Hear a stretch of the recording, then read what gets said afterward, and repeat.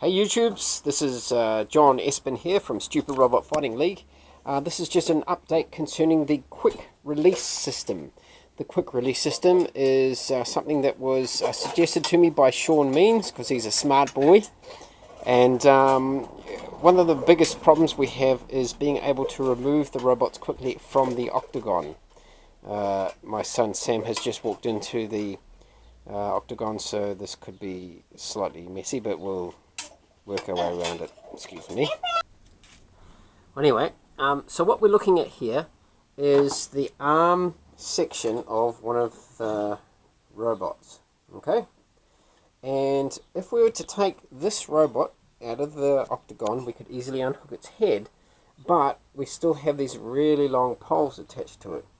So Shawn said, oh, you should come up with a quick release system. So the best I could come up with, it's probably a better example here because I ran out of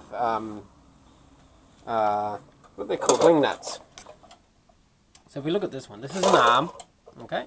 So that's wired to the hand, and then this here is actually, it's got 3 wing nuts in it, and then it's got 3 permanent screws. So this whole section here is permanently attached to the arm pole, okay? But if we undo these 3 ring nuts here, this section of timber attaches to the section of timber here attaches to the hand permanently. So what happens is when you undo these 3 wing nuts here, this pole separates from the robot, and so you do all 4 of them, and then it's easy enough to unhook from there and walk out. That means that should we, which is a possibility, have invitationals where people bring their own in-spec robots in for a fight, then that means that this whole process should be simplified of taking them in and out. But also in between the rounds to try and repair the robots, because it could be problematic having 2 teams working in this small area trying to fix up their robots. Anyway, so that's the best method that I could come up with my little brain. And if anyone's got any other ideas, I'd greatly appreciate it. All for the glory of stupid robot fighting. And but that was the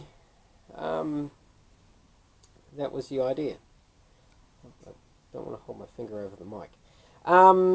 Okay, well, so thanks very much for watching. Please like and subscribe. We'll probably be starting a new Kickstarter campaign. The last one did not fund, but we've got plenty of support for it. We've just got to try and reach our goal to get the 3rd camera going, the walk around camera, and we should be able to record our pilot. So if you're interested in that, please let us know. Thanks very much, and this is John signing out.